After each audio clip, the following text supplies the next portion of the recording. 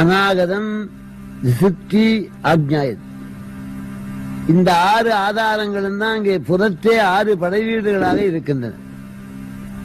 மூலாதார ஸ்தலம் திருப்பரங்குன்றம். பரம்னா உயர்வுன்னு அர்த்தம். பரம்பொருள், பராத்பரன்.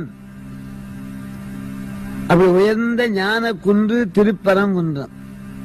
அருணகிரியார் சொன்னார், மதியின் கதிரும் தடவும் படி உயர்கின்ற வனங்கள் பொருந்திய பலம் ஒன்று பரங்கிரி வந்தருள் பெருமாளே. மூலாதாரத்திலே 3 நாடிகள் புறப்படுகின்றன. ஒன்று இடா, ஒன்று பிங்களா, ஒன்று சுசும்னா.